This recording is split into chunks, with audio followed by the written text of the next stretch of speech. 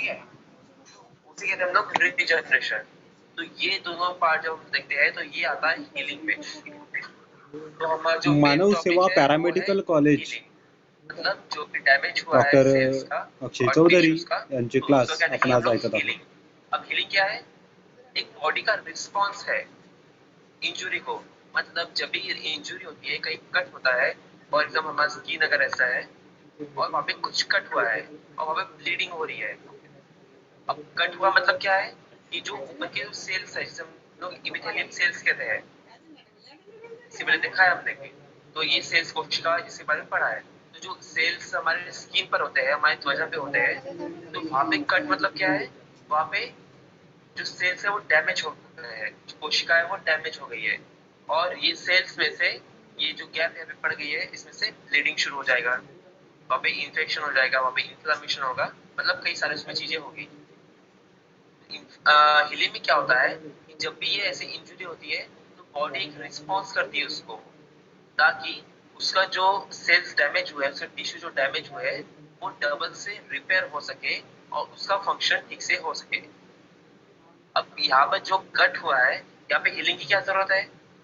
क्योंकि अगर ये जो वुंड है, मतलब जो मार जिसे हम लोग कहते हैं हिंदी में, अगर वो ऐसा ओपन अगर रह गया तो वहां से ब्लडिंग होते रहेगा, मतलब जो हमारा आरबीसीज है वो पूरे निकलते रहेंगे, मतलब जो ब्लड कंपोनेंट है वो पूरे बाहर निकल जाएंगे। ठीक है, फिर उसके साथ साथ जो भी बाहर वायरस है, बैक्टीरिया है, वो अंदर एंटर करेगा, मतलब अंदर इन्फेक्शन हो सकता है, और इन्फेक्शन अगर एक बार हो गया तो उसके साथ साथ कई सारी बीमारियां हो सकती है। तो जब भी हमारे स्किन पर, बॉडी पे कहीं भी ऐसा कुछ कट होता है या फिर कुछ भी इंजुरी होती है, तो हमारी बॉडी क्या करती है? रिस्पॉन्स करती है उसको, मतलब उसको ठीक करने के लिए कुछ स्टेप्स लेती है, तो उसे हम कहते हैं हीलिंग। तो हीलिंग के अंडर में फिर दो टाइप्स आते हैं, जिसे हम लोग कहते हैं रिपेयर और रीजनरेशन।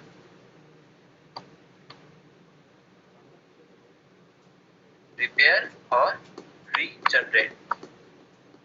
रिपेयर में आपको बताया मैंने कि जो कुछ सेल्स जो डैमेज हो गए हैं, जो निकल गए, जिनको मार लगा है या फिर उनका स्ट्रक्चर बिगड़ गया है, तो वो वहां के बाद सिर्फ रिप्लेस हो जाएंगे कोई अदर स्कार टिश्यू से या सिमिलर टिश्यू से।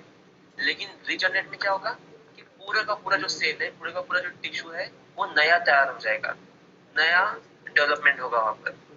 ठीक है, तो ये डिफरेंस है इसमें रिपेयर और रीजनरेशन में। तो रिपेयरमेंट क्या है? ये प्रोलिफिकेशन है, प्रोलिफरेशन। मतलब प्रोफिलेशन मतलब क्या है कि जो भी सेल्स वहां पे डैमेज हुए हैं, जो भी टिश्यू वहां पे डैमेज हुआ है, तो उसका ग्रोथ होना बहुत रैपिडली। ठीक है, अगर जैसे आपको एग्जांपल दिया था मैंने स्किन का, अगर जैसे स्किन हमारा कट हो गया है तो वहां पे न्यू सेल्स जो है वो रिपेयर होने लगेंगे फटाफट। ठीक है, मतलब रिजनरेशन में क्या हो रहा है? रिपेयरमेंट भी हो रहा है और न्यू सेल भी तैयार हो रहे हैं, दोनों प्रोसेस साथ में चल रही है। ठीक है, जिसे हम कहते हैं प्रोलिफरेशन। मतलब सिमिलर टाइप के सेल, जो सेल अगर कनेक्टिव टिश्यू के सेल अगर वहाँ पे डैमेज हुए तो वैसे सेम तैयार हो जाएंगे कनेक्टिव टिश्यू के। अगर एपिथेलियम के सेल्स अगर डैमेज हो गए तो सेम वही तैयार हो जाएंगे। मतलब जो सेल डैमेज हुआ है वो वैसे के वैसे उसका रिपेयरमेंट होगा और रीजनरेशन होगा न्यू सेल में। ठीक है, तो इन सबको कहते हैं हम लोग प्रोलिफरेशन, जिसका प्रोसेस आता है रीजनरेशन में। ठीक है, और रिपेयरमेंट में क्या होगा? रिपेयर में जो भी सेल हमारे डैमेज हुए हैं तो वो रिप्लेस होंगे कनेक्टिव टिश्यू से या स्कार टिश्यू से। कनेक्टिव टिश्यू हमने देखा था। कनेक्टिव टिश्यू क्या होता है? जिसे हम लोग हिंदी में कहते हैं संयोजी ऊतक। मतलब जो एक चीज को दूसरे चीज से जोड़ते हैं उसको कहते हैं हम लोग संयोजी ऊतक, कनेक्टिव टिश्यू। तो जो रिपेयरमेंट है, तो उसमें जो भी सेल डैमेज होंगे तो वो रिप्लेस किससे होंगे? वो कनेक्टिव टिश्यू से होंगे। और एक आता है स्कार टिश्यू। स्कार टिश्यू भी हमने पढ़ा है सिरोसिस ऑफ लिवर में। तो स्कार टिश्यू से या फिर कनेक्टिव टिश्यू से ये रिप्लेस हो जाएंगे। तो यही सबसे मेन का डिफरेंस है रीजनरेशन में और रिपेयरमेंट में। क्या जनरेशन है कि रीजनरेशन में हमारा जो सेल्स है, टिश्यूज है, वो पूरा रिप्लेस हो रहा है, उसके साथ साथ रिपेयरमेंट भी हो रही है उसमें, मतलब जो भी खराबी आई है वो सुधारना हो रही है। और रिपेयरमेंट में क्या हो रहा है, जो भी टिश्यू या सेल डैमेज हुए हैं वो कनेक्टिव टिश्यू से और स्कार टिश्यू से रिप्लेस हो जाएंगे सिर्फ। ठीक है, तो अब इसका देखते हैं हम लोग मैकेनिज्म क्या है, मतलब एक काम कैसे करता है। अगर रीजनरेशन हो रहा है तो कैसे हो रहा है, और रिपेयरमेंट हो रहा है तो कैसे हो रहा है। तो रीजनरेशन हम लोग जब देखेंगे तो उसमें हम एग्जांपल देखेंगे हम लोग, जैसे कि लीवर, इसको हम लोग हिंदी में कहते हैं यकृत। तो लीवर ही हमारे बॉडी का एकमेव ऐसा ऑर्गन है, ये लार्जेस्ट ऑर्गन भी है और ग्लैंड भी है, मतलब अंग भी है और ग्रंथि भी है। तो ये एक ही पार्ट ऐसा है जो खुद को रिपेयर करता है। मतलब अगर इसमें सीरोसिस होता है या फिर कोई भी डैमेज अगर होता है, और अगर उसका पार्ट अगर रिमूव कर दिया जाए 40% से ऊपर भी, मतलब अगर ये हमारा लीवर है, इसमें कुछ एक साइड में डैमेज हो गया है और उसको कट करके निकाल दिया जाए और सिर्फ वहां पे 51 to 55% से बचा है, फिर भी वो खुद को पूरा रीजनरेट कर देता है। मतलब जो बचा हुआ पार्ट जो हमने काट के निकाल दिया है, रिमूव कर दिया है, वो फिर से तैयार हो जाएगा। समझ रहे? जैसे कि अगर हमारे हाथ की उंगली कट गई तो वो डबल से तैयार होगी क्या? नहीं होगी। वो एक बार कट के निकल गई तो वो हमें जिंदगी भर लाइफ टाइम वो वैसे कटी ही रहेगी। वहां का सिर्फ स्किन है वो रिपेयर हो जाएगा, बाकी जो सेल्स है, टिश्यूज है, वो रिपेयर हो जाएंगे, लेकिन जो ऑर्गन है, जो पार्ट है, वो डबल से नहीं बनेगा, वो हमेशा के लिए वैसे ही रह जाएगा, टूटा हुआ या फिर कटा हुआ। लेकिन लीवर ही एक हमारे बॉडी में ऐसा पार्ट है, अगर उसका 50% या 40% भी पूरा काट के अगर निकाल दिया जाए तो भी वो खुद को रीजनरेट कर लेता है, रीग्रोथ कर लेता है, मतलब डबल से खुद को तैयार कर लेता है। ठीक है, इसीलिए ये जो एग्जाम्पल है वो रीजनरेशन ले आता है।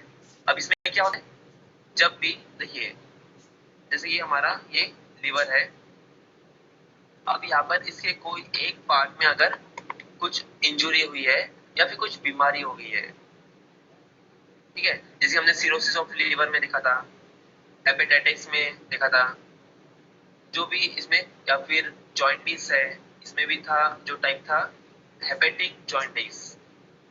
तो इसमें क्या होता था कि लीवर का फंक्शनिंग कम हो जाता है, क्योंकि कई बार फैटी लीवर होता है, हेपेटाइटिस होता है, या अनेक कारण होते हैं जिसकी वजह से हमारा लीवर का फंक्शन कम हो जाता है और उसका जो पार्ट्स है वो डैमेज होने लगते हैं। मतलब इसकी जो सेल्स होते हैं, इसको हम लोग हेपोसाइट्स बोलते हैं। ठीक है, तो वो वहां पे डैमेज होने लगते हैं।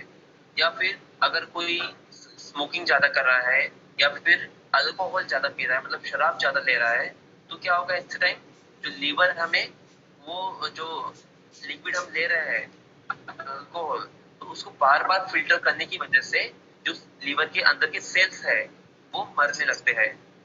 ठीक है, अगर ये जो डैमेज है वो बहुत सीवियर अगर हो जाता है, मतलब क्यूर नहीं कर हो पाता है, तो वो पार्ट को बाहर निकालना पड़ता है, काट कर उसको रिमूव करना पड़ता है। ठीक है, तो ऐसे टाइम फिर रीजनरेशन प्रोसेस आती है।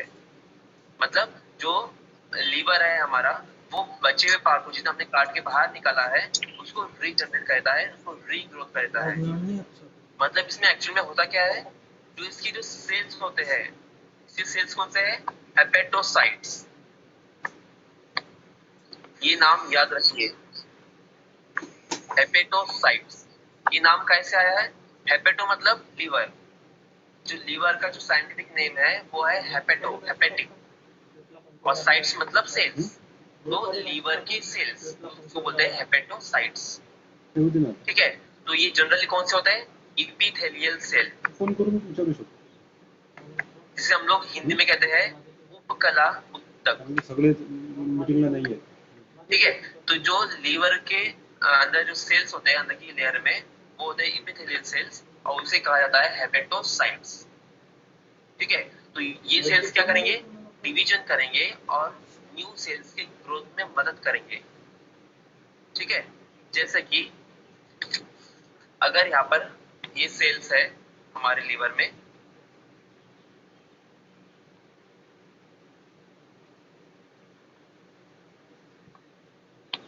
ये है एपिथेलियल सेल्स, और हमने इतना पार्ट काट दिया है कोई बीमारी की वजह से, ठीक है।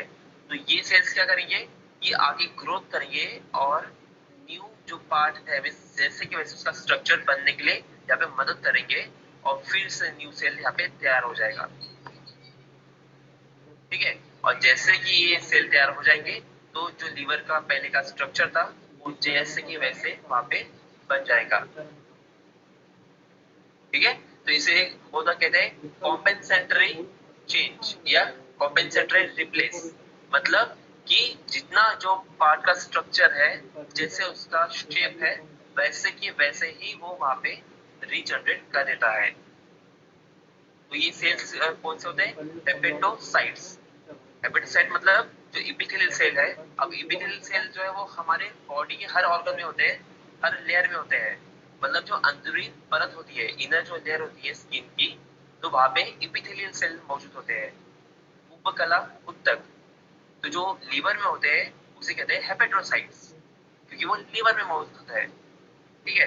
तो यही काम करते हैं इसके रीजनरेशन में। तो यहाँ पे क्या होगा, 100% रिस्टोर हो जाएगा। मतलब जैसे अगर ये सेल्स का शेप है तो जब इनका रीजनरेशन होगा और उसके साथ साथ जो डैमेज हुआ उसका रिप्लेसमेंट होगा, रिपेयरमेंट होगा, तो जो नए सेल तैयार होते हैं वो वैसे के वैसे ही तैयार होंगे। मतलब उसमें कुछ भी चेंजेस नहीं होगा। ये जो सेल्स होते हैं वो सिमिलर सेल्स होते हैं। सिमिलर सेल्स मतलब जैसे पहले थे वैसे ही नए तैयार होंगे। इसलिए यहाँ पे कहा जाता है कि यहाँ पे 100% रिस्टोरेशन होगा। रिस्टोरेशन मतलब क्या है, रिस्टोर हो गया, फिर से वो वहां पे जनरेट हो गया, फिर से वहां पे वो आ गया। तो रीजनरेशन में 100% रिस्टोरेशन होता है। अब उसमें हम लोग देखेंगे रिपेयरमेंट में क्या होता है, उसका मैकेनिज्म कैसा है। तो रिपेयरमेंट में क्या होता है, जो भी सेल डैमेज हुए हैं, जैसे कि हमारा स्किन, अपने हाथ का अगर स्किन है और वहां पे अगर कुछ कट हो गया है, ठीक है, हो सकता है कुछ हमें एक्सीडेंट हो गया या फिर हम लोग कहीं गिर गए हैं या फिर कोई भी औजार से या नाइफ से अगर कुछ कट गया है, कई बार होता है खाना बनाते वक्त लग जाता है। सभी अपना माइक्रोफोन ऑफ करिए, माइक्रोफोन ऑफ करिए। कोण पैसे देते, काय करतात, कोण काय.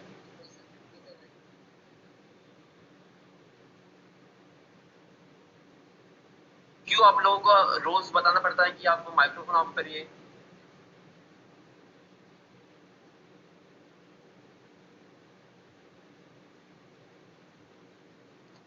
ओके, तो ये जो हमारा स्किन है, तो यहाँ पे अगर कुछ कट अगर होता है, वहां पे अगर कुछ इंजुरी अगर होती है, तो यहाँ पे क्या होगा, यहाँ पे जितने भी सेल्स थे, टिश्यूज थे, वो रिप्लेस हो जाएंगे।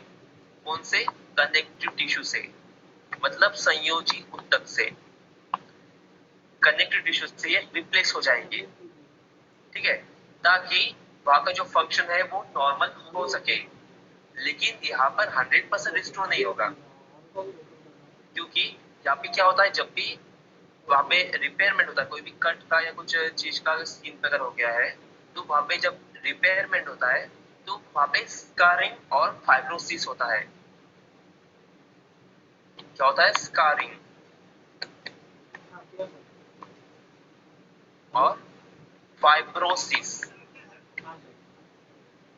ये दो प्रोसेस यहाँ पे होती है।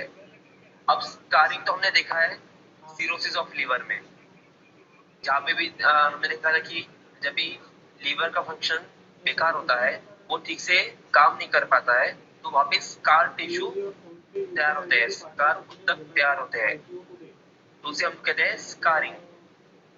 और फाइब्रोसिस मतलब क्या है, कनेक्टिव टिश्यू का डिपोजिशन होना, वहां पे जमा होना, उसको कहते हैं फाइब्रोसिस। तो हम लोग स्कारिंग देखेंगे। स्कारिंग क्या है, जब भी स्कारिंग होता है तो वहां पे कोलेजन प्रोटीन्स रिलीज होते हैं। अगर हमारा स्किन में कुछ कट हो गया है, तो जब भी उसका रिपेयरमेंट होगा तो वहां पे क्या होगा, कोलेजन प्रोटीन रिलीज हो गए, अब कोलेजन प्रोटीन क्या है? ये एक प्रोटीन है जो हमारे बॉडी में नेचुरली अवेलेबल रहता है। मतलब जब भी कोई कट होगा या कुछ इंजरी होगी तो ऑटोमेटिकली कोलेजन प्रोटीन्स रिलीज होते हैं ताकि जो स्कार टिश्यू है उसको रिप्लेस कर सके, उसको ठीक कर सके। ठीक है, तो जब भी हमें इंजरी होगी तो सबसे पहले क्या होगा? वहाँ पे स्कारिंग होगा, मतलब कुछ कोलेजन प्रोटीन हमारे बॉडी में रिलीज होंगे। हमारी इम्यूनिटी यहाँ पे काम करेगी, कोलेजन प्रोटीन्स को वहाँ पे रिलीज करेंगे ताकि जब कोलेजन प्रोटीन्स मतलब जो नेचुरली प्रोटीन हमारे बॉडी में अवेलेबल है तो वो वहाँ पे क्या करेंगे? उसको रिपेयर करेंगे। जो भी सेल डैमेज हुआ है उसको वो रिपेयर करेंगे। ये हो गया स्कारिंग। और फाइब्रोसिस क्या है? मतलब फाइब्रोसिस में कनेक्टिव टिश्यू का डिपोजिशन होगा। जैसे कि अगर ये हमारा हैंड है और यहाँ पे कट हुआ है तो यहाँ पे फाइब्रोसिस होगा, मतलब फाइबर की तरह, एक थ्रेड की तरह ऐसे चपटे और लंबे ऐसे कुछ कोशिकाएं वहां पे तैयार होगी। वो फाइबर की तरह दिखते हैं, इसलिए इसको फाइब्रोसिस कहा जाता है इस प्रोसेस को। मतलब जितने भी संयोजी ऊतक है वो वहां पे डिपॉजिट होने लगेंगे। जैसे कट है यहाँ पे तो यहाँ पे संयोजी ऊतक डिपॉजिट होने लगेंगे ताकि जो कट हुआ है, डैमेज हुआ है, उसको रिपेयर कर सके। तो इस प्रोसेस को कहते हैं फाइब्रोसिस। ठीक है, तो इसमें दोनों में डिफरेंस क्या है? सिर्फ इतना ही डिफरेंस है कि स्कारिंग में होता है कोलेजन प्रोटीन्स रिलीज होते हैं जो हमारे बॉडी में नेचुरली अवेलेबल है ऑलरेडी। वो प्रोटीन क्या करेंगे? वहां पे जाकर उसको रिपेयर करेंगे।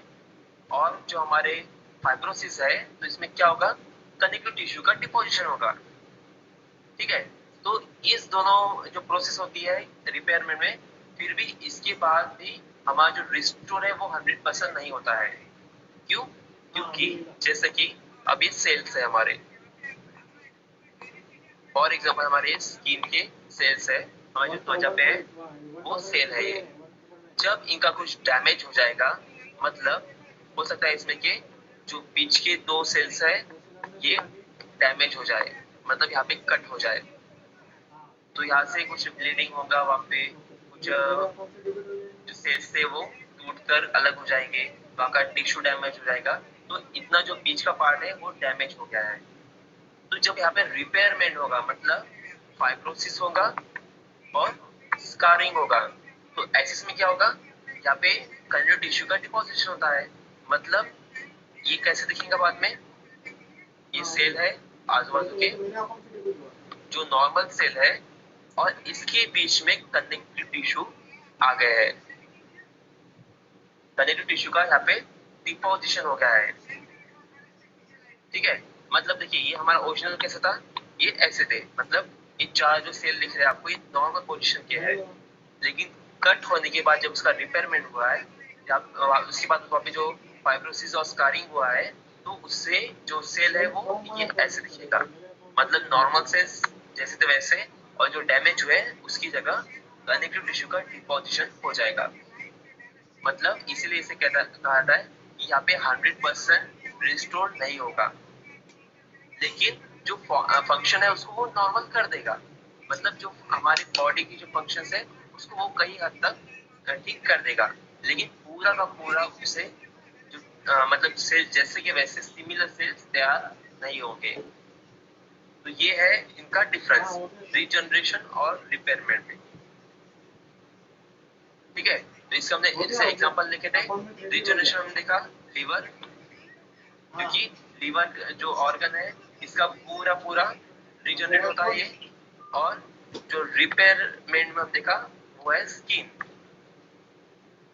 स्किन में क्या होगा? स्किन में पूरा रिपेयरमेंट नहीं होगा, और कुछ कनेक्टिव टिश्यू आ जाएंगे, संयोजी ऊतक आ जाएंगे जो क्या काम करेंगे? वहाँ पे डिपॉजिट हो जाएंगे और वहाँ पे स्कारिंग होगा, मतलब कोलेजन प्रोटीन्स आ जाएंगे जिसकी वजह से वो जो स्किन कट थी, जो सेल डैमेज थे, वो रिपेयर तो हो जाएंगे, लेकिन जो उनका ओरिजिनल पोजीशन है वो नहीं आ पाएगा। ठीक है, तो रीजनरेशन में 100% रिस्टोर होता है और रिपेयर में नहीं होता है, मतलब 80-70% वो रिपेयर हो जाएगा, पहली कंडीशन थी वो वैसे आ जाएगा। ठीक है, तो ये हो गया इसका डिफरेंस। अब देखिए रीजनरेशन और रिपेयरमेंट, हमने उसका एग्जांपल तो देख लिया, लेकिन ये कहाँ पे होता है? जैसे कि अब हमारा रीजनरेशन अगर हम लोग देखते हैं तो जहाँ पे भी ये बॉडी डैमेज होगी, जैसे कि लीवर का पार्ट खराब हो गया या फिर अदर पार्ट जो जहाँ पे खराब हो गया है, तो वहाँ पे सेल्स क्या है, रिपेयर हो रहे हैं। क्योंकि जो रीजनरेशन है इसमें न्यू सेल्स भी तैयार होते हैं और रिपेयर भी होता है। मतलब जहाँ जरूरत है वहाँ पे रिपेयर होगा, जहाँ पे जरूरत है वहाँ पे न्यू सेल्स तैयार होंगे।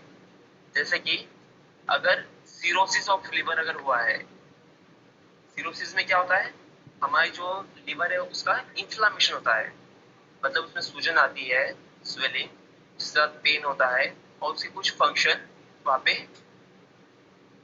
खराब होते हैं। ठीक है, तो ऐसे इसमें क्या होगा, सिर्फ रिपेयरमेंट होगा, जो सेल्स है वो सिर्फ रिपेयर होंगे। इसीलिए हमने सिरोसिस में क्या देखा था कि सिरोसिस अगर बहुत दिन तक है, उसका ट्रीटमेंट अगर ठीक से नहीं हुआ तो वहाँ पे स्कार टिश्यू तैयार होते हैं, जो नॉर्मल टिश्यू को भी स्कार टिश्यू में बदलने लगते हैं, जिसकी वजह से जो हमारा लीवर है वो स्टिफ हो जाता है, मतलब अकड़ जाता है, वहाँ पे जकड़न तैयार होती है, वो टाइट हो जाता है, जिसकी वजह से आगे क्या होता है, ब्लड सप्लाई का कट ऑफ होता है, मतलब वहाँ पे ब्लड नहीं पहुंच पाता है और लीवर आगे और डैमेज होने लगता है। तो पहला स्टार्टिंग क्या होता है इसका, सिरोसिस ऑफ लीवर। तो सिरोसिस ऑफ लीवर में हम लोग क्या देखेंगे कि वहाँ पे रिपेयरमेंट हो रहा है, मतलब फाइब्रोसिस और स्केयरिंग हो रहा है। लेकिन अगर उसका ट्रीटमेंट ठीक से नहीं हुआ और अगर उसका सिवियरिटी और बढ़ गई, मतलब गंभीरता अगर और बढ़ती है, तो वहाँ पे वो पार्ट को कट करके निकालना पड़ेगा, लीवर की वो पार्ट को कट करके निकालना पड़ेगा, तब वहाँ पे होगा रीजनरेशन, मतलब न्यू सेल्स वहाँ पे तैयार होंगे, न्यू टिश्यू वहाँ पे तैयार होंगे। ठीक है, तो ये था इसमें रीजनरेशन और रिपेयरमेंट का एग्जांपल और डिफरेंस। अब हमने यहाँ पे जैसे कि देखा इनका रोल क्या क्या है। ठीक है, कि रीजनरेशन में कौन से सेल्स काम रहते हैं, मतलब कौन से सेल्स काम करते हैं, और रिपेयर में क्या होता है, कौन से टिश्यू काम करते हैं। तो उसी तरह जब भी हमारे बॉडी में इंफ्लामेशन होगा, अब इंफ्लामेशन क्या होता है, मतलब एक ही जगह जो भी टिश्यू है, सेल्स है, सॉरी,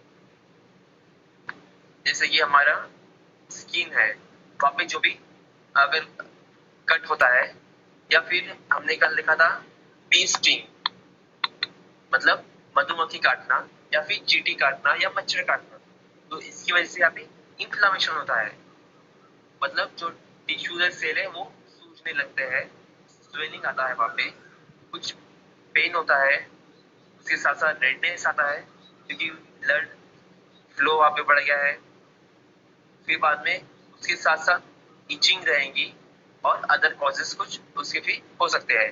तो ऐसे में क्या होगा, ये रिपेयर और रिजनरेशन क्या काम करेगा, ये सेम कि जो भी उसके सेल्स है उसको रिप्लेस करेगा, ताकि जो एक्स्ट्रा ब्लीडिंग हो रही है, तो अब ब्लीडिंग हो रही है तो क्या होगा, जो ब्लड के कंपोनेंट्स है वो पूरे बाहर निकल जाएंगे, जैसे कि प्लाज्मा है, प्लेटलेट्स है, डब्ल्यूबीसी है, आरबीसी है, वो सब बाहर निकल जाएंगे, तो उनको रोकना यहाँ पे बहुत जरूरी है। ठीक है, तो यहाँ पे क्या होगा, इसका रिपेयरमेंट होगा, ये होगा इंफ्लामेशन। उसी तरह अगर कोई ऑर्गन का अगर काम अगर ठीक से नहीं होता है, जैसे कि लंग्स, इसमें हमने लीवर देखा था, अब लंग्स, लंग्स में क्या होता है, लंग्स में भी कई बार बैक्टीरियल इन्फेक्शन की वजह से, जैसे कि मैक्सिमम हमने जैसे पढ़ा था रेस्पिरेटरी डिसऑर्डर्स में कि कुछ बलगम वहाँ पे ज्यादा तैयार होते हैं, या फिर कोई बैक्टीरिया अगर हमारे बॉडी में एंटर करता है, जैसे कि स्ट्रेप्टोकोकस है, या फिर निमोनिया के बैक्टीरिया है, ट्यूबरकुलोसिस, कोई भी रेस्पिरेटरी रिलेटेड जितने भी बीमारियां, उसकी जो बैक्टीरिया है अगर वो हमारे बॉडी में एंटर करते हैं तो अफेक्ट किसको करेंगे, वो लंग्स को करेंगे। और सेम फिर लंग्स का क्या होगा, लंग्स का भी फंक्शन ठीक से नहीं होगा, वहां पे ब्लॉकेजेस तैयार होंगे। क्यों? क्योंकि जब भी कोई बैक्टीरिया हमारी बॉडी में एंटर करता है तो हमारी इम्यून सिस्टम जो म्यूकस है, मतलब जो बलगम है, उसको ज्यादा तैयार करती है। जैसे कि ये हमारा एयरवेज है, श्वास नली है, और यहाँ पे अगर कोई बैक्टीरिया अगर एंटर कर रहा है तो हमारी इम्यून सिस्टम क्या करेंगी, यहाँ पे बलगम की मात्रा बढ़ा देंगी, जिसे हम लोग म्यूकस कहते हैं, मतलब चिकन पदार्थ। तो ये क्या करेगा, जो भी वायरस है उसकी एंट्री को रोक देगा। फिर WBC आकर जो भी बैक्टीरिया है उसको सराउंड कर लेंगे, उसको अटैक करेंगे उस पर, मतलब चारों तरफ से उसको घेर लेंगे और उसको किल करेंगे या फिर बॉडी से बाहर निकालने की कोशिश करेंगे। ठीक है, तो एक्सिस में भी क्या होता है, बहुत बार ऑटो इम्यून डिसीज होते हैं। ऑटो इम्यून डिसीज मतलब हमारी जो इम्यून सिस्टम है, तो कोई भी बैक्टीरिया से लड़ते वक्त या वायरस से लड़ते वक्त कई बार वो हमारे अच्छे सेल्स और जो बाहर से बैक्टीरिया है उसमें डिफरेंस नहीं कर पाती है, तो हमारी जो बॉडी है वो हमारे सेल्स पे ही अटैक कर देगी। मतलब जो WBC है, जिसे हम लोग फाइटर सेल कहते हैं, तो वो हमारे बॉडी के अच्छे सेल पे ही अटैक करेंगे। तो अब ये अगर लंग्स में अगर ये होता है तो क्या होगा, जो लंग्स के हमारे अच्छे सेल्स होते हैं, जैसे कि उसकी इनर लेयर पे एपिथेलियल सेल है, तो वो उस पर अटैक करेंगे और उसको डैमेज करेंगे। ठीक है, तो अब वहां की जो सेल्स है फिर वहां पे सेम यहाँ पे रिपेयरमेंट का प्रोसेस हो जाएगा। मतलब अगर हमारा ये श्वसन नली है, एयरवे है, या के अंदर जो सेल्स होते हैं इपिथेलियम सेल्स, इसको WBC द्वारा अटैक किया गया, फिर वो डैमेज हो गए, रप्चर हो गए, मतलब वो डेड हो गए वहां पर।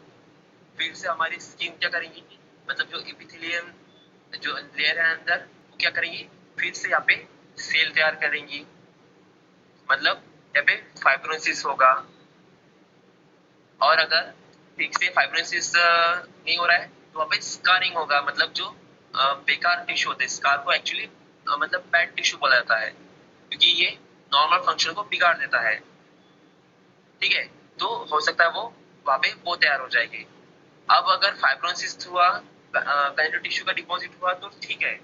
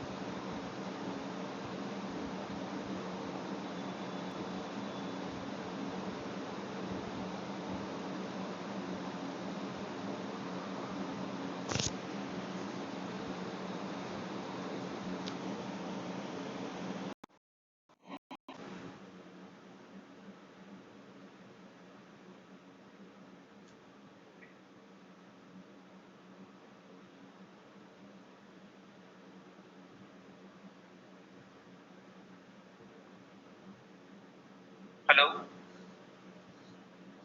हेलो। Hello sir. हाँ, आवाज आ रहा है क्लियर? हाँ आ रहा। ओके, तो हम लोग लंग्स का देख रहे थे। जो हमारा एयरवेज है, इनर लेयर है उसकी, अगर वहाँ पे कुछ डैमेज होता है, स्किन जो सेल्स है वो अगर डैमेज होते हैं, अगर मरते हैं, तो वहाँ पे स्कारिंग और फाइब्रोसिस होगा।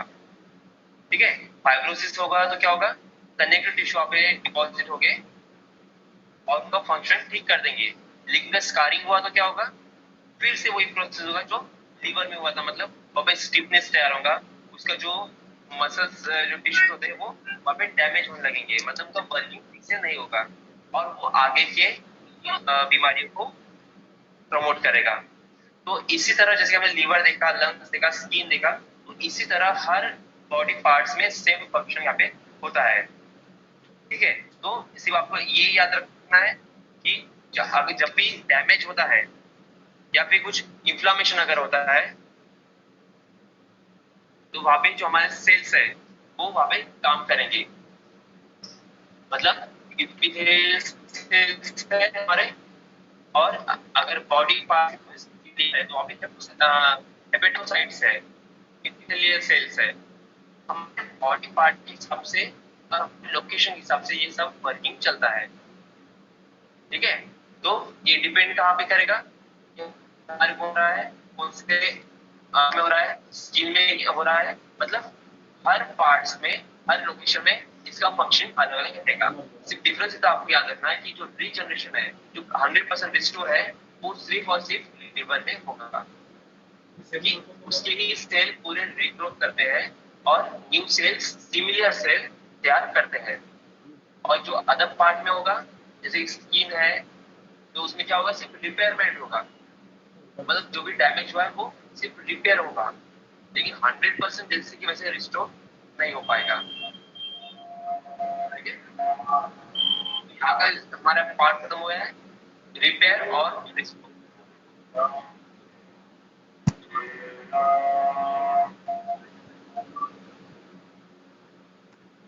किसी कुछ पूछना है इस बारे में, किसी कुछ डाउट है या कुछ समझा नहीं तो पूछिए।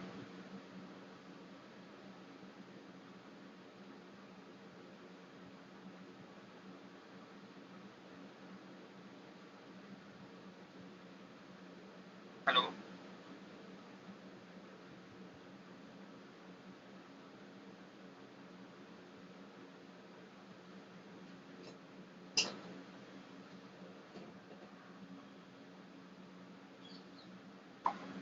हेलो।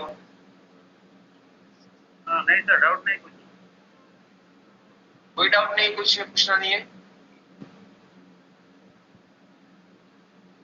आज के देखिए हमारा एक सिंपल सा बहुत छोटा टॉपिक था ये,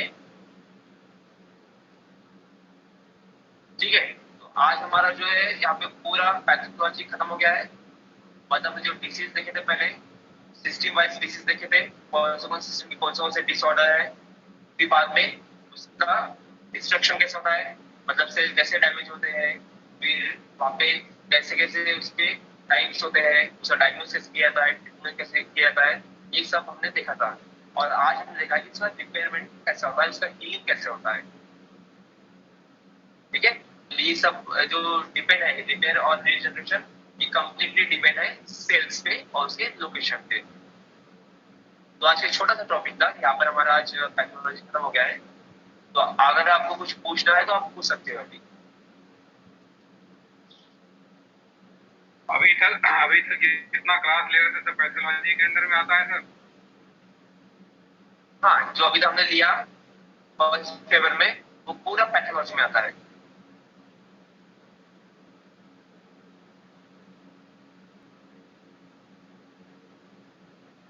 आप शायद आज थोड़ा लेट ज्वाइन हुए। हाँ सर, ये 4 बजे तो मैं निकलता हूँ ऑफिस से, फिर आते आते टाइम हो जाता है थोड़ा सा। कोई बात नहीं, अगर आप ओके, कोई बात नहीं। नहीं, आपने तो अगर स्टार्ट किया तो मैं था। अच्छा, तो आज का टॉपिक इतना ही था, आज का छोटा सा टॉपिक था, कुछ डिफिकल्ट नहीं इसमें, तो कुछ नए कंसेप्ट भी नहीं है, तो इसको आप थोड़ा सा रीड कर लीजिए, ठीक है। तो अब इसमें हम लोग कल से स्टार्ट करेंगे health and hygiene,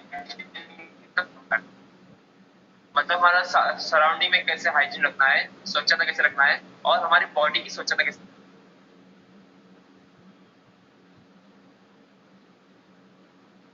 health and hygiene, रखनी है। पैथोलॉजी को यहाँ पे health and hygiene sorry health and hygiene रहेगा सर। हाँ, कल से हेल्थ एंड हाइजीन रहेगा,